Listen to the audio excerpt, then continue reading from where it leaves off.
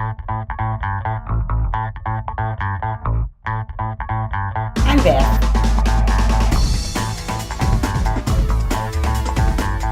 I'm Nurse Alvin.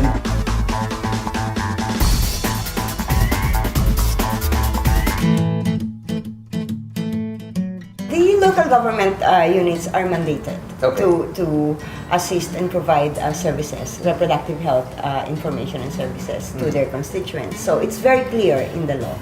So it's important because for the first time, the law actually clearly specifies that LGUs have a responsibility to fulfill when it comes to reproductive health. So what about when public officials are opposed to it? Ang sabi ng batas, yung original na sabi ng batas, kapag ikaw ay public official, ikaw dapat ay tumutupad doon sa iyong responsibilidad na ibigay yung mga reproductive health services na kailangan ng mga tao. Hindi mo yan dapat, habang hindi mo yan dapat ipagpilitan, hindi mo rin yan dapat ipagkait sa mga tao. So, meron kang ganung klase ng responsibilidad. Dapat din lalagyan mo ng budget kung ano yung servisyo na kailangan.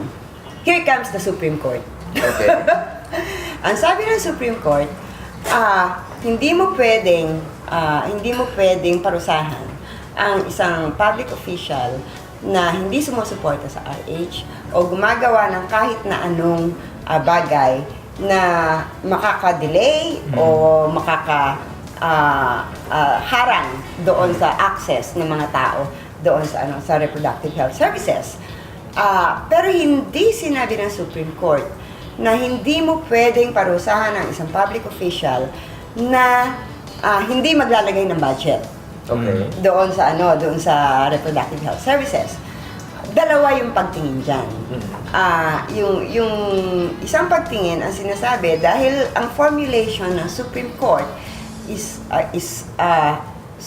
such, then withholding budgets remains to be punishable.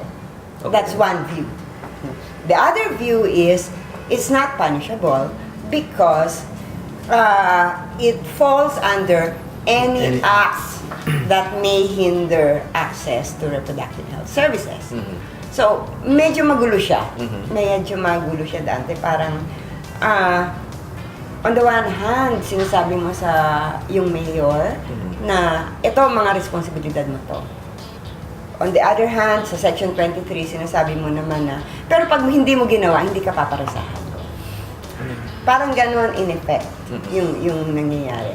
So, bilang mga RH advocates, trabaho naman din natin na titigan ito at tignan yung mga violations na maaaring mangyari at dalhin uli ito sa proper venue para mapag-usapan ulit at madesisyonan.